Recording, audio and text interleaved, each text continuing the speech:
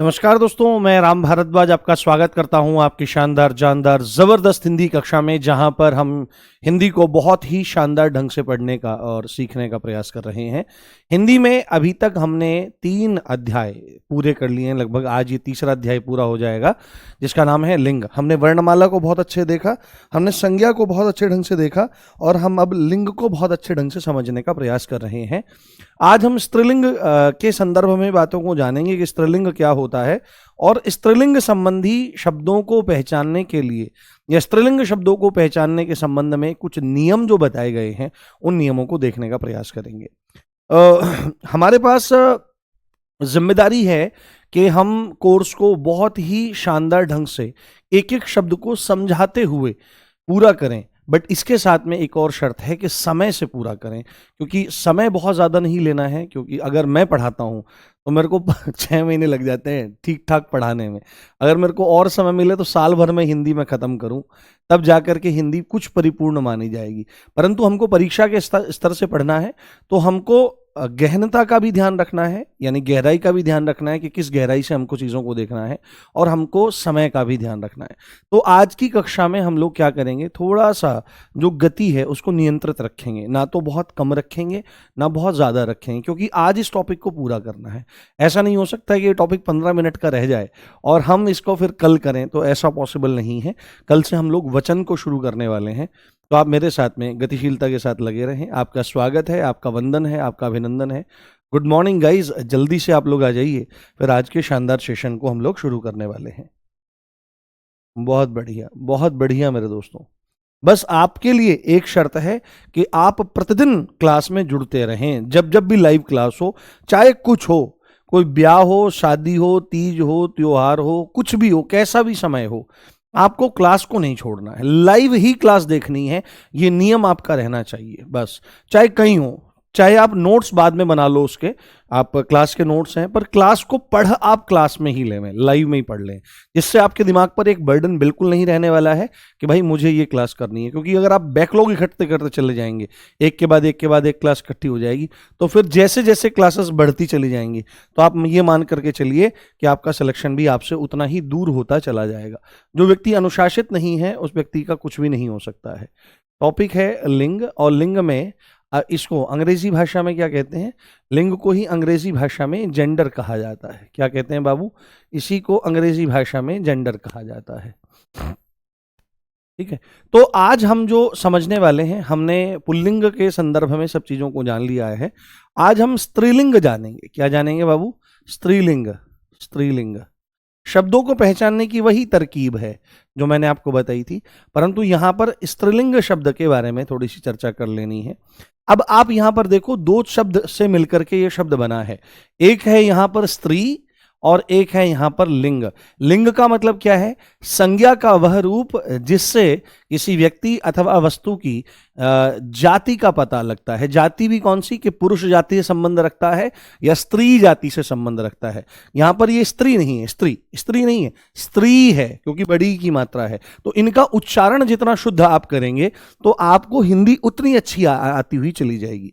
तो आप मेरे द्वारा बोले जाने वाले शब्दों पर भी गौर किया करो कि मैं किस तरह से शब्द बोलता हूं, कहां पर अनुस्वार का प्रयोग हो रहा है, कहां पर मैं जल्दी से बोल देता हूं मात्रा को, कहां पर मैं देरी से बोलता हूं मात्रा को, यानी कि समय लेते हैं।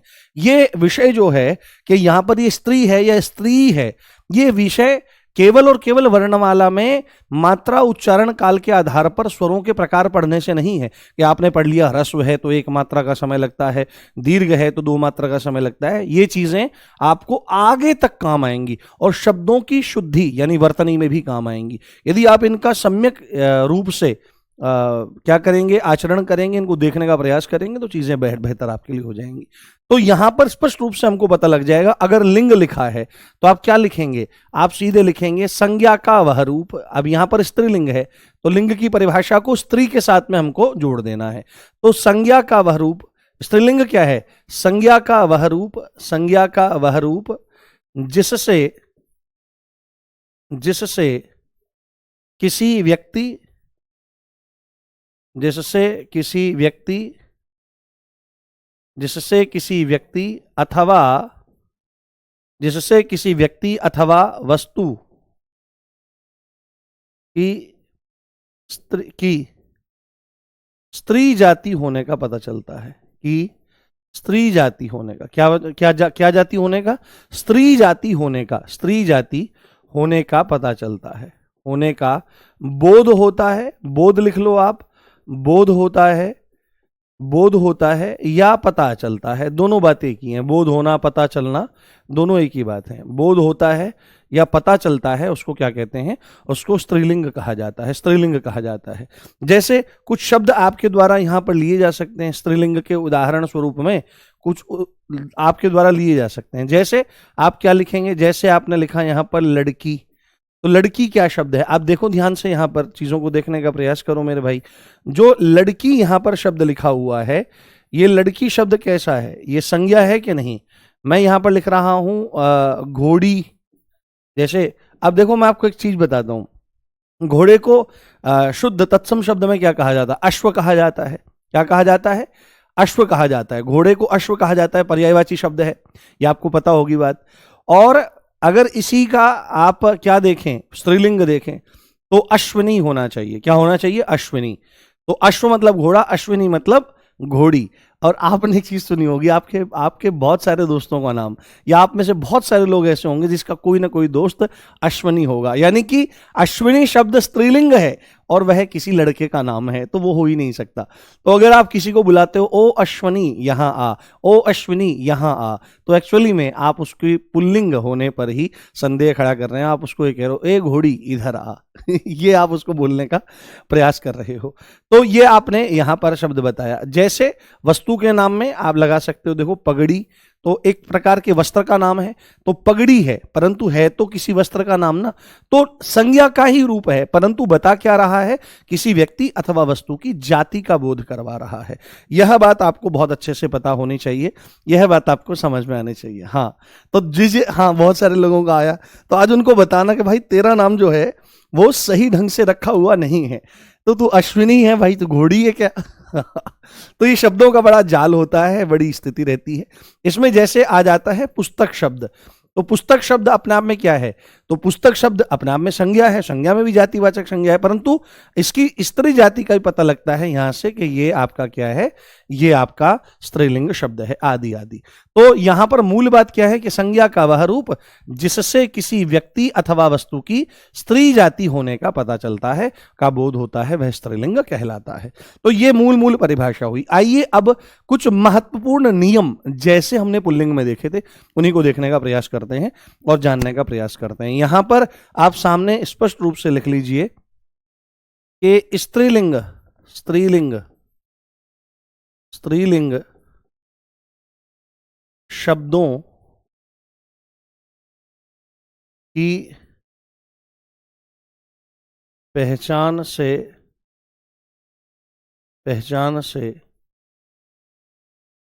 संबंधित नियम।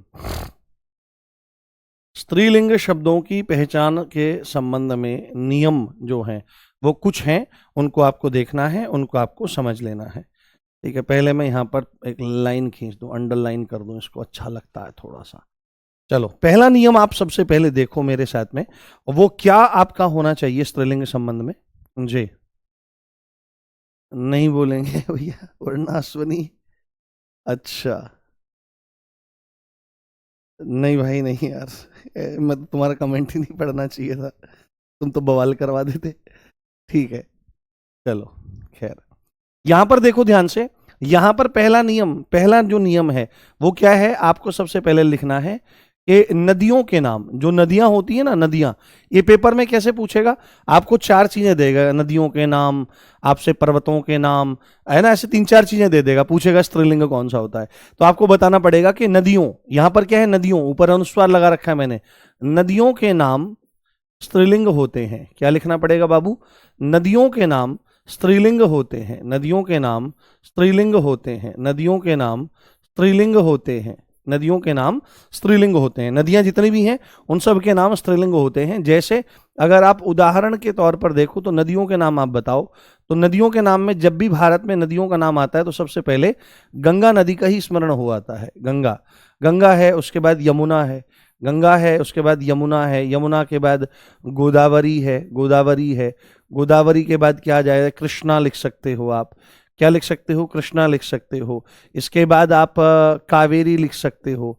जैसे अगर कुछ लखनऊ के क्षेत्र से लोग होंगे तो वह गोमती लिख सकते हैं। जैसे बिहार की तरफ थोड़ा चले जाएं तो कोसी नदी आ जाती है। कुछ बुंदेलखंड की तरफ चले जाएं तो आपकी क्या आ जाती है, क्या क्या, बेतवा है ना, बेतवा, वेत्रवती, बेतवा आ जाता है। जैसे गुजरात की तरफ थोड़ा चले जाएं तो नर्मदा आ जाता है, नर्मदा आ जाता है, तापी आ जाती है, तापी या ताप्ती आ जाती है। थोड़ा सा पूर्वोत्तर भारत की तरफ जाएंगे, बंगाल की तरफ जाएंगे तो महानदी आ जाएगी, कृष्णा हो गया, कावेरी हो गया, है ना। दक्षिण भारत की तरफ जाएंगे तो पेरियार नदी भी आप लिख सकते हो, आदि आदि नदियां।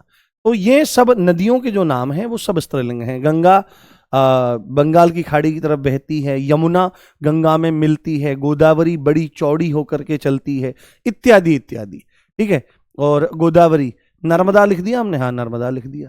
तो तमाम शब्द हमारे यहाँ पर हो जाएंगे जिनको आपको देखना है। सब नदियों के नाम है परंतु सब स्त्रीलिंग हैं। परंतु इसमें आपको एक चीज खटक रही होगी कि सर आपने दो बड़ी नदियों के नाम नहीं लिखे भारत में, आप सतलुज पे क्यों नहीं गए? तो चलो सतलुज भी लिख देते हैं भाई। अगर इसमें आ गया हमारा सतलुज या सतलज तो सतलुज आ जाएगा, सतलुज आ जाएगा। इसी में आपकी रावी आ जाएगी, इसी में आपकी चेनाब आ जाएगी, ठीक है, इसी में आपकी चेनाब आ जाएगी, इसी में आपकी व्यास नदी आ जाएगी। ठीक है, अब आप बोलोगे सर सिंधु के बारे में जिक्र नहीं है। तो मैं आपको एक बात बताता हूं कि ये सब जो नदियां हैं, ये सब जो जल की धाराएं हैं, ये नदियां हैं। परंतु तीन जिनको नदियों की श्रेणी में रखा जाता है, वस्तुतः वो नदियां नहीं हैं, वो नद हैं। नदी जो है, नदी जो शब्द है वो अपने आप में भी क्या है, स्त्रीलिंग शब्द है, स्त्रीलिंग शब्द है। और नदियों के नाम भी स्त्रीलिंग शब्द हैं।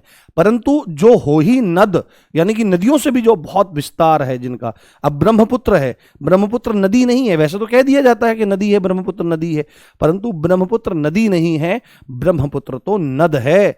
अगर आप उसको देखोगे, ये अपवाद के तौर पर यहां पर हमको दिखाई पड़ता है। तीन नाम आपको अपवाद के तौर पर जानने हैं, जिसमें क्या है, आपका ब्रह्मपुत्र है। क्या है, ब्रह्मपुत्र। ब्रह्मपुत्र जो है वह नद है। सिंधु भी नद माना जाता है, सिंधु भी क्या है, नद माना जाता है, नद। और एक सोन है, सोन को भी नद माना जाता है। तो ये तीनों अपवाद हैं, और ये तीनों अपवाद हैं, इसका मतलब क्या है, ये पुल्लिंग में आते हैं। ये सब किस में आते हैं बाबू, ये सब आपके पुल्लिंग हैं। तो ब्रह्मपुत्र बहता है ना कि बहती है, सिंधु बहता है ना कि बहती है, सोन बहता है। तो ये तीनों अपवाद के तौर पर हैं। इन तीनों को क्या माना जाता है, नद माना जाता है। ठीक है, अगर आप देखोगे आज भी ब्रह्मपुत्र को जाकर के, तो ब्रह्मपुत्र को पार करने में कहीं कहीं स्थान पर कहीं कहीं किलोमीटर नाव पार करनी पड़ती है। मतलब आप एक किनारे से दूसरे किनारे जाना चाहोगे तो कहीं कहीं किलोमीटर आपको नाव में बैठ करके चलना पड़ेगा। और अगर आप बरसात के सीजन में गए हो तो फिर तो कहना ही क्या। एक मेरे जानने वाले हैं, उनके भाई जो हैं वो सेना में थे, उधर ही बॉर्डर रोड ऑर्गेनाइजेशन में थे, तो वो शहीद हो गए वहीं पर आतंकवादियों के हमले में। उधर बोडो आतंकवादी वगैरह हैं, तो उधर ही वो शहीद हो गए, असम के क्षेत्र में, उधर आगे निकल करके। तो उनके भाई को जाना पड़ा वहां पर। तो उन्होंने बोला कि 3 दिन लग गए थे मुझे ब्रह्मपुत्र को पार करने में, 3 दिन का समय लगा। इतनी चौड़ा पाठ था उस समय ब्रह्मपुत्र का। आज से होगी 25-30 साल पहली बात। तो उस समय इतनी खतरनाक चीज थी। तो ये आपको ध्यान रखना है कि नदियों के नाम स्त्रीलिंग होते हैं, परंतु अपवाद के तौर पर इन चीजों को आपको समझ लेना है। क्लियर हो रही है बात, कोई दिक्कत तो नहीं? हाँ, सरस्वती, घाघरा, हाँ आदि में सब आ जाएगा। हाँ, नहीं नहीं, ये ठीक है जो मैं आपको बता रहा हूं। ये बच्चे तो इससे भी संतुष्ट नहीं हो रहे हैं, इतना एग्जाम्पल ना दिया करें। चलो, तो मैं कम एग्जाम्पल में ही काम चलाऊंगा आपको। ठीक है, अब देखो यहां पर दूसरे नंबर पर क्या आ जाएगा हमारा, दूसरे नंबर पर क्या आ जाएगा, तारीख। अगर आप किसी तारीख को बता रहे हो और तिथियों के नाम, तारीख और तिथियों के नाम, तारीख और तिथियों के नाम, तारीख और तिथियों के नाम, तारीख और तिथियों के नाम स्त्रीलिंग होते हैं। तारीख और तिथियों के नाम स्त्रीलिंग होते हैं। तारीख और तिथियों के नाम स्त्रीलिंग होते हैं। तारीख और तिथियों के नाम आपके स्त्रीलिंग होते हैं, यह बात आप ध्यान रखें। अब तारीख में क्या आ जाएगा, देखो तारीख और तिथियां। तो तारीख का संबंध किससे है? तारीख का संबंध आपके कैलेंडर से है, और कैलेंडर भी कौन सा? कैलेंडर भी कौन सा? ग्रीगोरियन कैलेंडर या ग्रीगेरियन कैलेंडर। ग्रेगरी था ना, ग्रीगेरियन, तो ग्रीगेरियन कैलेंडर। तो तारीखें क्या क्या हो सकती हैं? तो तारीखें हो सकती हैं आपकी, जैसे उदाहरण के स्वरूप से आप देखना चाहो तो जैसे कोई आपसे पूछने लगे कि आज कौन सी तारीख है, तो कोई कहने लगा कि भाई आज पहली तारीख है। आज कौन सी तारीख है? तो भाई आज 7वीं तारीख है, 7वीं तारीख है। आज 10वीं तारीख है, आज 15वीं तारीख है, इस तरह से आदि आदि। तो तारीखों के जो नाम होते हैं, 7वीं तारीख आ गई, 7वीं आ गई, तारीख कौन सी है? 7वीं आ गई भाई, आ गई ना कि आ गया। तो ग्रिगोरियन कैलेंडर के हिसाब से जो तिथियां होती हैं वो सब क्या रहती हैं? वो सब आपकी स्त्रीलिंग होती हैं। और तिथियां अगर समझने का प्रयास करो तो भारतीय पंचांग जो हैं आपके, भारतीय पंचांग जो हैं आपके, भारतीय पंचांग जो हैं, जिसमें आपका कौन कौन से आ जाते हैं? जिसमें आपका शक संवत आ जाता है ना, और जिसमें आपका विक्रम संवत आ जाता है।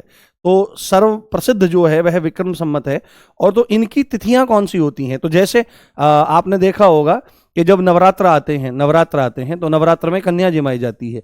तो किसी किसी के घर में अष्टमी में कन्या का वो होता है, भोजन होता है, और किसी किसी घर में नवमी में होता है। तो आप वहां पर क्या करते हो कि आज क्या है? अष्टमी हो गई, आज नवमी हो गई, है ना, नवमी हो गई आज। अब जैसे इसको क्या बोलते हैं बहुत साधारण तरीके से, जिनको बहुत ज्यादा ज्ञान नहीं होता है, तो वो अष्टमी और नवमी नहीं बोलते, वो सीधे बोलते हैं आज 8 हो गई, आज क्या हो गई? नौमी हो गई।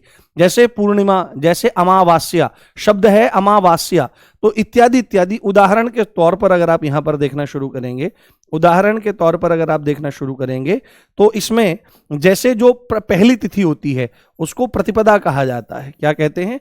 इसको प्रतिपदा कहा जाता है, प्रथमा भी कह देते हैं इसको। क्या कह देते हैं? प्रथमा। और आपने एक शब्द सुना होगा पड़वा। क्या कह देते हैं? पड़वा। तो आपने एक महाराष्ट्र का एक उत्सव सुना होगा, गुड़ी पाड़वा। तो पाड़वा मतलब प्रतिपदा, पहली तारीख जो होती है उसको पड़वा कहा जाता है। ठीक है, ये थोड़ी सी ज्ञान की बातें हैं, इनको लेना चाहिए।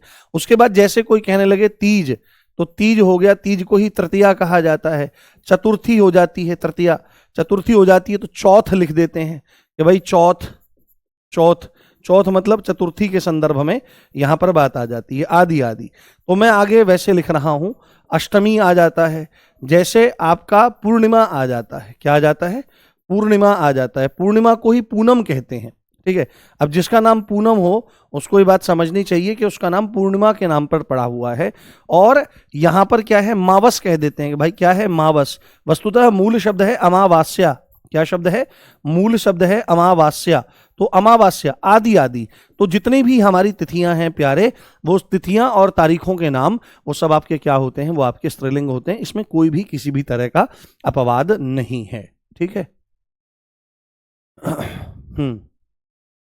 हाँ, ठीक है, चलो, बहुत बढ़िया, शानदार, जबरदस्त, जिंदाबाद।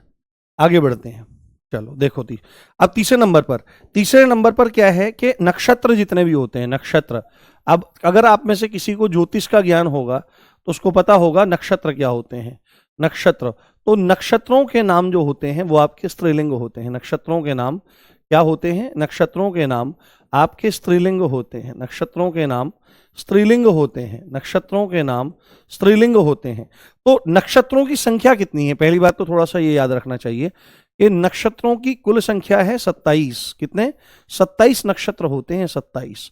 और नाम के बारे में अगर हम थोड़ा सा देखें तो आपने देखा होगा रेवती नक्षत्र है, रेवती नक्षत्र है ना। उसके बाद भरणी नक्षत्र है, रेवती है, भरणी है। मृगशिरा नक्षत्र है, मृगशिरा नक्षत्र है। पूषा नक्षत्र है, पूषा। अभी समय का अभाव है, नहीं तो एक बहुत जबरदस्त बात बताता आपको मैं, और सुन करके आप गदगद हो जाते, क्योंकि आपके जीवन से डायरेक्ट रिलेटेड बात है और आपकी आने वाली पीढ़ियों से डायरेक्ट रिलेटेड बात है। बट आज मैं इसको नहीं बता पाऊंगा, और संभवतः फिर आगे बताने का अवसर मिले या ना मिले, पर आप इससे वंचित रह जाएंगे। पर मैंने हर बैच में बताई है बात, और यहां मैं नहीं बता पाऊंगा क्योंकि यह समय का अभाव है।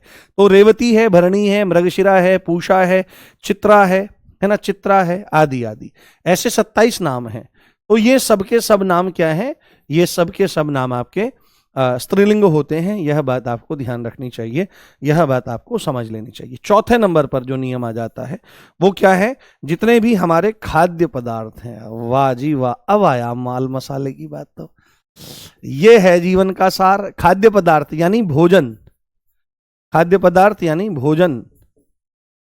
खाद्य पदार्थों के नाम क्या होते हैं, खाद्य पदार्थों के नाम स्त्रीलिंग होते हैं। खाद्य पदार्थों के नाम जिनको हम बना करके खाते हैं स्त्रीलिंग होते हैं, है ना। खाद्य पदार्थ जो माल मसाला बनता है उनके नामों के बारे में यहां पर चर्चा है। खाद्य पदार्थ यानी भोजन के नाम आपके स्त्रीलिंग होते हैं, स्त्रीलिंग होते हैं। चलो समय बचेगा तो बाद में बता दूंगा, ठीक है, समय बचेगा तो बता दूंगा मैं, बहुत जरूरी चीज है और आपको जीवन भर लाभ होगा। क्योंकि देखो अब आपके घर में ऐसे होंगे अभी भी 16 साल से कम आयु के बच्चे होंगे अभी भी, और अभी जब आपकी नौकरी लग जाएगी, रोजगार लग जाएगा तो आपका ब्याह होगा, आपके भी बच्चे होंगे।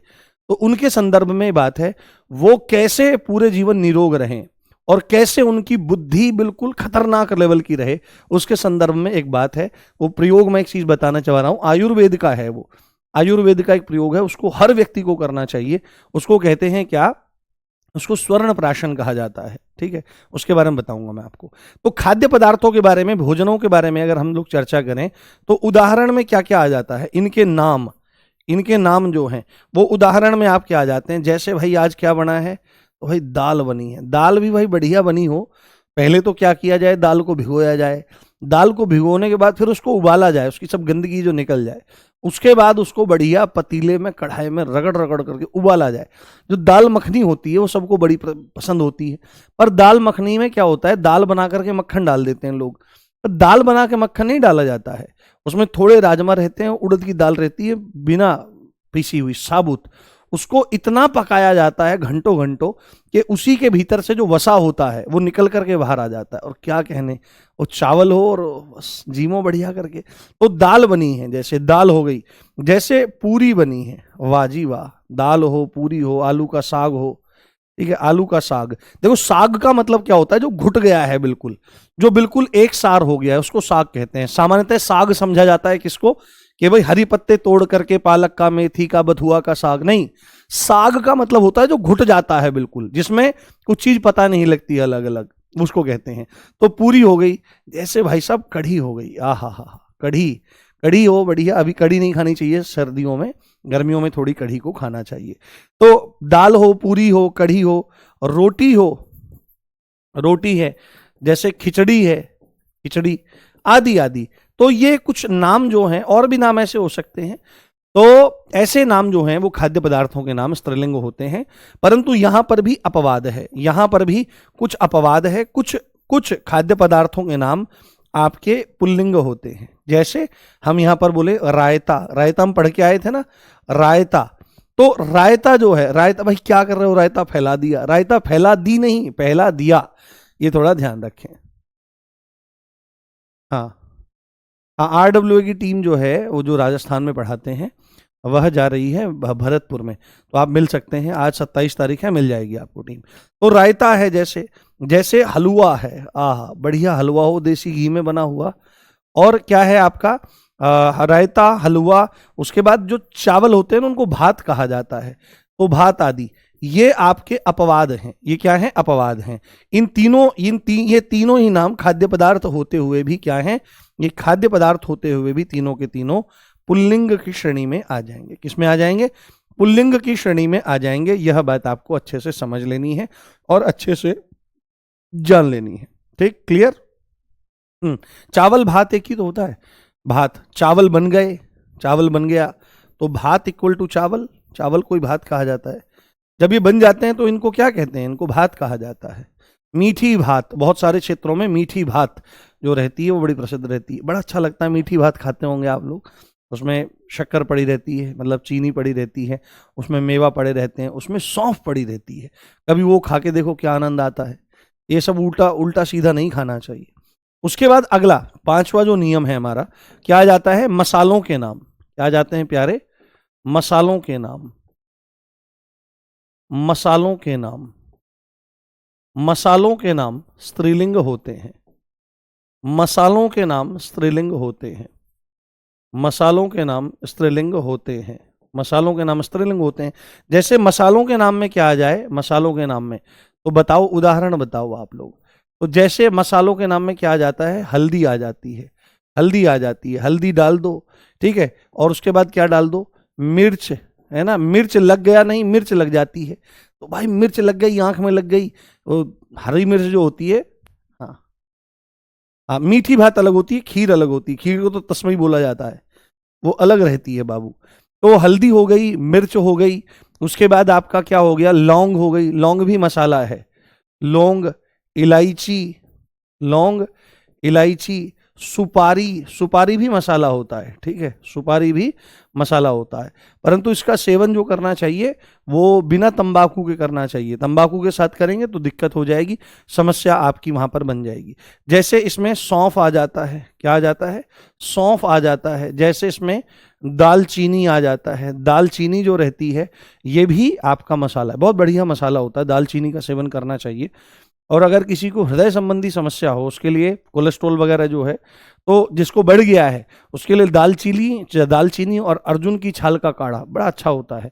आप लोगों को जीवन भर ये समस्या ना हो तो इनका सेवन किया करो, ठीक है। औषधियां रोग को ठीक करने के लिए तो है ही हैं, बाद में हो गया तो समय लगता है, परंतु औषधियों का सेवन हम यदि करते रहेंगे तो हमारे शरीर में रोग बनेगा ही नहीं। बस पेट साफ रखो तो कोई बीमारी आपको आएगी नहीं, ठीक है। ये आपके तमाम शब्द हो गए, आदि आदि इसमें और भी हो सकते हैं, परंतु एकदम आपके दिमाग में आएगा सर जीरा तो छोड़ दिया आपने, जिसके बिना हमारा काम नहीं चलेगा। तो यहां पर अपवाद भी हैं प्यारे, अपवाद भी क्या हैं, अपवाद क्या है, जैसे हमने लिखा यहां पर जीरा, तो कई जगह जीरा भी लिखा रहता है, तो जीरा, जीरे के साथ में केसर आ जाता है, केसर, जिसको मुस्लिम लोग तो जाफरान कहते हैं, क्या कहते हैं, जाफरान कहते हैं, जाफरान। तो मूल शब्द है यहाँ पर केसर, पर जाफरान भी कहा जाता है। और एक होता है तेज पत्ता, तेज पत्र, तेज पत्ता, ये तीनों मसाले ही हैं, और परंतु मसाले होते हुए भी तीनों क्या हैं, तीनों के तीनों पुल्लिंग की श्रेणी में आपके आते हैं। यह बात आपको ध्यान रखनी चाहिए, यह बात आपको समझनी चाहिए। तो मसालों के नाम स्त्रीलिंग, जिनमें मैंने लिख दिए उदाहरण, और उसके बाद अपवाद में जीरा, केसर और तेज पत्ता आपका आ जाता है। क्लियर हो रही है बात, कोई समस्या तो नहीं? जावित्री आ जाएगा। हाँ, और भी ऐसे हो सकते हैं। हाँ, अजवाइन उसी में चली जाएगी बाबू, आदि में सब आ जाता है, परंतु अपवाद के तौर पर जीरा, केसर, तेज पत्ता। अब धनिया कौन पूछेगा भाई, धनिया क्या है, धनिया कहीं नहीं पूछा गया आज तक, है ना, धनिया या धनिया जो भी आप कहना चाहो, क्योंकि पश्चिम उत्तर प्रदेश की जो कौरवी और खड़ी बोली है इसमें न को अण उच्चारित किया जाता है। हाँ, नमक, नमक नहीं होता है, नमक तो अलग चीज है, नमक तो एक सॉल्ट है, एक लवण है, तो लवण में नहीं आता है, ठीक। बहुत बड़ी, अरे भाई मतलब पूरी मंडी लगा दूंगा यहाँ मसालों की यार क्या बात कर रहे हो, ठीक है, समझ के चलो, जो चीजें हैं उनको जानते चलो।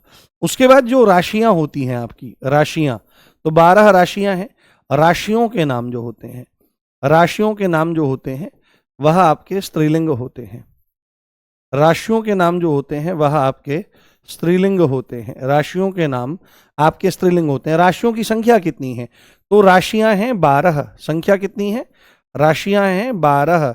तो इन सब के नाम क्या होते हैं, इन सब के नाम आपके, इन सब के नाम क्या होते हैं, उदाहरण, इन सब के नाम आपके क्या रहते हैं, स्त्रीलिंग रहते हैं। जैसे अब मेरा नाम र से है, तो र नाम से जो रहते हैं, और भी इसमें है, हमको तो ज्योतिष का ज्ञान नहीं है, ना ही कभी उतना पढ़ने की इच्छा हुई है, क्योंकि जो है सब राम जी के भरोसे चलता है। अब ज्योतिष के विद्वान बहुत कम देखने को मिलते हैं, बहुत ज़्यादा नहीं रहते। तो आप क्या, आपने भी एस्ट्रोटॉक पे बात की है, पता लगाया है वो कब तक आ जाएंगे, वो छोड़ करके चले गए हैं, आपकी गर्लफ्रेंड कब तक वापस आ जाएगी, इसलिए ज्योतिष नहीं होता है। ज्योतिष वेद का छठा अंग है, और एक अच्छा वेदांगों में से एक है, परंतु इस चक्कर में नहीं पढ़ना चाहिए, और कर्म की प्रधानता पर ध्यान देना चाहिए। कर्म, आप मेहनत करो नहीं, आपकी उसमें लिखा है जन्मपत्री में कि भाई आपको तो पुलिस की नौकरी मिलेगी, आप पढ़े हुए हो, बढ़िया भाई सब पुलिस की नौकरी मिलेगी, पर नहीं, वो लिखी भी होगी अगर 1% तो वो नहीं मिलेगी, आपको परिश्रम करना पड़ेगा। कर्म प्रधान ये है पूरा क्षेत्र। तो तुला हो गई, जैसे मेष हो गई, जैसे कुंभ हो गई, कुंभ, जैसे कन्या हो गई, जैसे वृश्चिक हो गई, वृश्चिक, वृश्चिक किसको कहते हैं, बिच्छू को वृश्चिक कहा जाता है, वृश्चिक हो गई, जैसे और भी इसमें तमाम शब्द आपके हो सकते हैं, मीन हो गई, तो आदि आदि नाम आपके हो सकते हैं। 12 के 12 जितने भी हैं वो सब के सब आपके स्त्रीलिंग होते हैं। इसमें कोई भी अपवाद किसी तरह का देखने के लिए हमको नहीं मिलता है। क्लियर हो रही है बात? हाँ हाँ, शामली, शामली डिस्ट्रिक्ट में हमारा गांव जो है वह कैराना एक तहसील पड़ती है, और कैराना के पास में, कैराना से जब झिंझाना जाते हैं तो एक गांव पड़ता है भूरा, भूरा कंडेला नाम से प्रसिद्ध है। तो भूरा हमारा गांव है, वो हमारी जन्मभूमि है। चलो आगे ध्यान रखो, अब कितने नियम हो गए हैं हमारे? 6 हो गए। 7वां नियम देखो, यहां पर क्या लिखा जा रहा है, कुछ कपड़ों के नाम, सबके नहीं, कुछ कपड़ों के नाम, कुछ कपड़ों के नाम, कुछ कपड़ों के नाम क्या होते हैं? कुछ कपड़ों के नाम स्त्रीलिंग होते हैं। सबके नहीं लिखा है, कुछ कपड़ों के नाम स्त्रीलिंग होते हैं, कुछ कपड़ों के नाम। तो जैसे आप मुझे बताओ कि किन किन कपड़ों के नाम आपके स्त्रीलिंग हो सकते हैं, कपड़ों के नाम स्त्रीलिंग हो सकते हैं। उदाहरण, जैसे अब तो तुम तो पहनते नहीं होंगे, पर हम तो पहन लेते हैं कभी कभी। जैसे धोती, धोती पहनी जाती है, धोती बहुत बढ़िया रहता है, धोती। उसके बाद जैसे अभी शब्द आ गया हमारे पास पगड़ी, तो पगड़ी जो है, पगड़ी पहनी जाती है। साड़ी पहनी जाती है। साड़ी जो शब्द है, ध्यान रखना थोड़ा, एक जो तत्सम शब्द है वो शाटी है, और इसी का तद्भव शब्द बना साड़ी। तो ये ध्यान रखना, शाटी और साड़ी, ये पेपर में कई बार पूछ लेता है, काफी जरूरी है। ये तत्सम शब्द है शाटी, और तद्भव है, हाँ बनियान नहीं है भाई, हाँ कुर्ती हो जाएगा, बनियान नहीं है। बनियान बोल रहे हो, हाँ बनियान तो पुल्लिंग में चला जाए, बनियान पहना है, पहनी नहीं है। तो इसमें आ जाएगा पैंट आ जाएगा। वैसे अगर देखा जाए यहाँ पर पैंट है, पर अंग्रेजी भाषा में इसको देखें तो ये पैंट्स होता है। कैंची को सिजर नहीं बोलते, सिजर्स बोलते हैं, ये आपको थोड़ा पता होगा। तो पैंट हो गया। उसके बाद आपकी कमीज हो गई, कमीज जो होती है, शर्ट जो होती है, इसको भी क्या कहा जाता है? ये भी कमीज पहन ली गई है, पैंट पहन ली गई है। हाँ, अरे भाई समझाओ, कोई ब्लाउज लिख रहा है भाई, कमाल है यार। समझो, वो तुम्हें ब्लॉक कर देगा यार। हाँ कुर्ती लिख लो। खतरनाक बच्चे इकट्ठे हो रखे हैं भाई। तो धोती, कपड़ी, धोती, पगड़ी, साड़ी, पैंट, कमीज, कुर्ती, आदि आदि आदि आदि इसमें आपका हो जाएगा। ये ध्यान रखें। जैसे टोपी भी इसमें आ सकता है, तो वो भी पहनी जाती है, आदि आदि। परंतु कुछ अपवादों के नाम भी अगर आपको यहां पर देखने हो, तो अपवादों के नाम भी आपके देखे जा सकते हैं। बाकी तो अपवाद ही हैं सारे इसमें, ठीक है। तो कुछ कपड़ों के नाम ये जो है, तो पेपर में आ जाता है। जैसे पगड़ी बहुत इंपॉर्टेंट है, पूछ लेता है पगड़ी का जो लिंग है वो आपको बताना है, तो आपको बोलना पड़ेगा कि ये आपका स्त्रीलिंग होता है, ये आपको ध्यान रखना है। अपवाद विशेषकर कुछ नहीं है, क्योंकि अगर सब लिखा रहता कि कपड़ों के नाम स्त्रीलिंग होते हैं तो नहीं, यहां पर इसने बोला है कुछ कपड़ों के नाम, तो कुछ कपड़ों के नाम में आपका आ जाएंगे ये वाले। उसके बाद 8वां जो हमारा नियम है, समूहवाचक संज्ञाएं जो होती हैं, ध्यान से देखो, इसमें क्या आ जाएगा? समूहवाचक संज्ञाएं, समूहवाचक संज्ञाएं, समूहवाचक संज्ञाएं। समूहवाचक संज्ञाएं क्या होती हैं? समूहवाचक संज्ञाएं क्या होती हैं? आपकी स्त्रीलिंग होती हैं। समूहवाचक संज्ञाएं स्त्रीलिंग होती हैं, समूहवाचक, और काफी इंपॉर्टेंट है बाबू ये। समूहवाचक संज्ञाएं आपकी स्त्रीलिंग होती हैं, काफी इंपॉर्टेंट फैक्ट ये आपका माना जाएगा। तो समूहवाचक संज्ञाओं के उदाहरण आपको पता है, तमाम तरह के उदाहरण हैं। जैसे इसमें आप लिख लो, सभा लिख दो, सभा लग गई, संसद लग गई, है ना, संसद चल रही है। जैसे सेना युद्ध लड़ रही है, कक्षा चल रही है, ठीक है, कक्षा चल रही है। परिषद बैठ गई है, परिषद बैठ गई है, परिषद बैठ गई है। तमाम शब्द आपके यहां पर हो जाएंगे। और भी बताओ आप मुझे। हाँ हाँ, पैंट पहन ली है, हाँ ठीक है। भीड़ आ गई है, कमेटी बैठ गई है, भीड़, कमेटी, आदि आदि तमाम शब्द इसमें आपके हो सकते हैं। क्या हो सकते हैं बाबू? भीड़ हो सकता है, भीड़, ऐसा आपका कमेटी, कमेटी आदि। तो ये सब के शब्द क्या हो, ये समूहवाचक संज्ञाएं जो होती हैं वो सब क्या होती हैं? वो आपकी स्त्रीलिंग होती हैं, और कोई अपवाद जैसी स्थिति भी यहां पर देखने के लिए नहीं मिलती है। तो आठवीं हमारा नियम ये हो गया है। अब हमारा 9वां नियम अगले पेपर पे देखें। यहां तक समझ में आ रहा है ना? हमको तो 1 घंटा कम पड़ता है भाई पढ़ाने के लिए, वो 1.5 घंटा चाहिए। हाँ, झुंड अपवाद हो जाएगा, दल अपवाद हो जाएगा, बिल्कुल, गुच्छा अपवाद हो जाएगा, बिल्कुल हो सकता है अपवाद, परंतु उतना ज्यादा जरूरी नहीं है यहाँ पर अपवादों को लिखना, क्योंकि यहां से प्रश्न बहुत कम आते हैं। बस ये सीधा पूछ लेगा कि ऐसा है। अगर आप लिखना गुच्छा है, झुंड है, दल है, तो कुछ इसमें अपवाद हो जाएंगे। लिखना चाहो तो आप लिख सकते हो, ठीक है, लिखना चाहो तो आप यहां पर लिख सकते हो अपवादों की श्रेणी में, अपवादों की श्रेणी में दल लिख सकते हो, है ना, गुच्छा लिख सकते हो, झुंड लिखा जा सकता है, झुंड लिखा जा सकता है, गिरोह लिखा जा सकता है, गिरोह लिखा जा सकता है, घौंद लिखा जा सकता है, ठीक है, आदि आदि।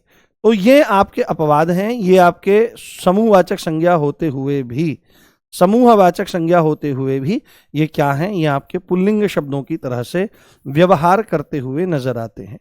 ठीक है, आप उनको बोल कर देख सकते हो, दल आ गया है, कौन सा दल आ गया है, गुच्छा खुल गया है, झुंड इकट्ठा हो गया है, गिरोह ने हमला कर दिया है, गिरोह पकड़ा गया है, ना कि पकड़ी गई है, घौंद लटक रहा है। तो ये चीजें आपकी वहां पर हो जाएंगी, तो इनको आपको ध्यान रखना है, इनको आपको समझ लेना है आदि।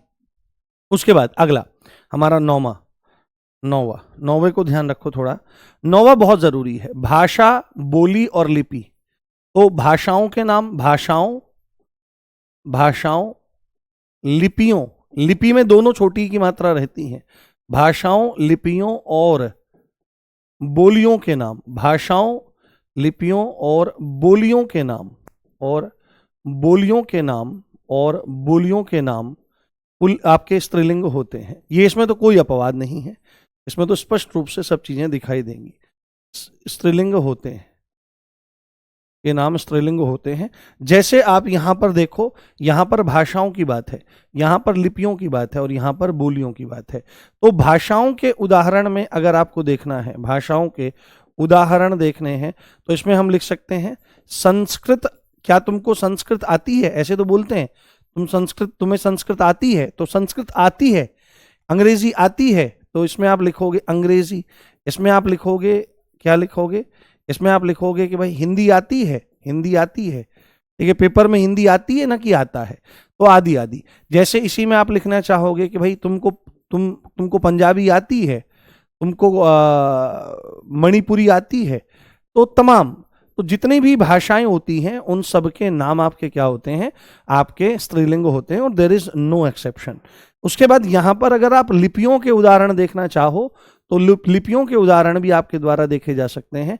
तो लिपियों के उदाहरण में जैसे ब्राह्मी, तो ब्राह्मी लिपि आप लिख देंगे।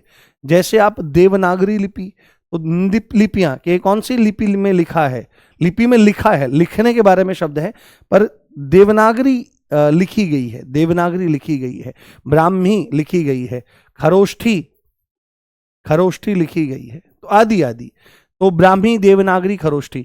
और बोलियों के नाम तो आपको पता ही है, बोलियों के नाम तो आपके रहते ही हैं। किस तरह से उदाहरण आप यहां पर देखना चाहें, तो उदाहरण बहुत सरलता से आपके द्वारा यहां पर लिखे जा सकते हैं।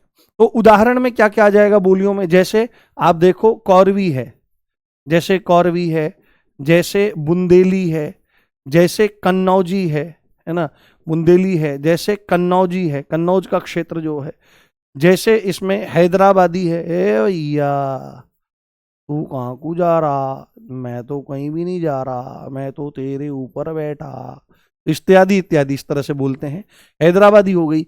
जैसे आपकी मगही हो गई, जैसे आपकी मैथिली हो गई, मैथिली, आदि आदि, इसमें तमाम तरह के आपके नाम आ सकते हैं। जैसे इसमें भोजपुरी हो जाएगा, लगावे लो जब लिपस्टिक, अरे ये नहीं, भोजपुरी जो है वो ईकार बहुला है, ये ई का उच्चारण बहुत ज्यादा होता है। अरे भौजी का करता नहीं, भौजी के ऊपर बहुत बात करते हैं वो, हाँ, गुरुमुखी लिपि हो जाएगी वो तो। अब यहां पर इसमें क्या आ सकता है, जैसे गढ़वाली आ जाएगा, गढ़वाली आ जाएगा। जैसे इसमें क्या आ जाएगा आपका, जयपुरी आ जाएगा, जिसको पूर्वी राजस्थानी ढूंढानी भी कहते हैं। जैसे आपकी हरियाणवी आ जाएगा, बाबा की दया तो चल लेंगे सपाटे, तो बस ये बात है। तो भाषाओं के नाम, लिपियों के नाम, बोलियों के नाम, तो आपके किसमें आ जाएंगे, ये सब के सब नाम आपके स्त्रीलिंग होते हैं। यहाँ पर कोई अपवाद नहीं है। यहाँ पर कोई लिख रहा है तो गुरुमुखी भी हम लोग यहाँ पर लिख देते हैं। तो ये आपको ध्यान रखना है, कोई भी भाषा का नाम आए, लिपि का नाम आए और बोलियों का नाम आए, और ये काफी जरूरी है, सीधे ही पूछ लेता है कि भाषाओं के नाम कैसे होते हैं, लिपियों के नाम कैसे होते हैं, बोलियों के नाम कैसे होते हैं, तो आपको स्पष्ट बोलना पड़ेगा। हाँ सर आई एम डिस्टर्ब, क्यों डिस्टर्ब हो मेरे भाई? हाँ मराठी, तमाम तरह की चीजें यहां पर हो जाएंगी। ठीक है, चलें आगे, कोशिश करते हैं आज ये पूरा हो जाए, नहीं तो भगवान जाने क्या होगा। उसके बाद 10वां, फिर ये क्लास कल करनी पड़ेगी, क्वेश्चन लाने पड़ेंगे फिर इसके लिए। 10वां क्या आ जाएगा?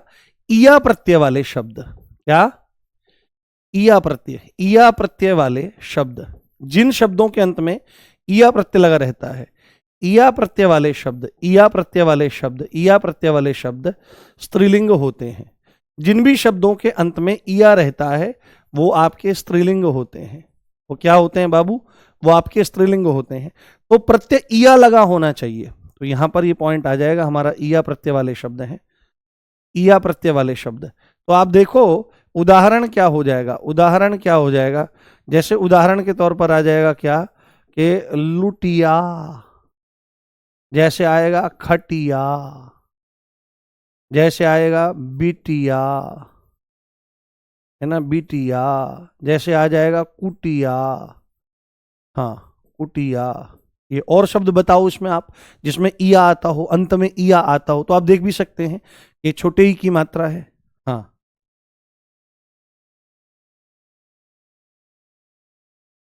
हाँ बताओ कुछ और शब्द बताओ। हाँ मियाँ नहीं इसमें आएगा, मूर्ख। हाँ बताइए नहीं।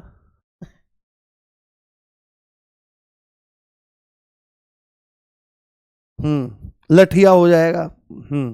बुढ़िया, लठिया, बुढ़िया। हाँ लठिया, लाठी की जो छोटी बहन होती है उसको लठिया कह देते हैं।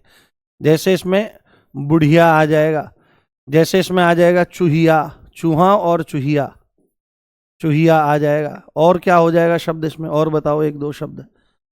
हाँ बस तुम तो उल्टे सीधे बताओ सब।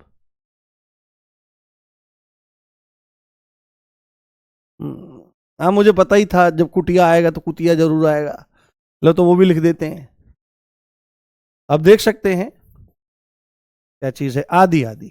तो आदि जो शब्द होते हैं ये सब आपके स्त्रीलिंग है। इसमें आपको लग सकता है कि अपवाद हो सकता है, तो अपवादों के बारे में हो सकते हैं, अपवाद तो हर चीज के हो सकते हैं, परंतु इनके अपवादों के बारे में प्रश्न नहीं बनते हैं। यहीं से सीधे प्रश्न आए, बस रुक जाओ मेरे भाई, थम जाओ यार, रुक जाओ, थम, सावधान रुक जाओ।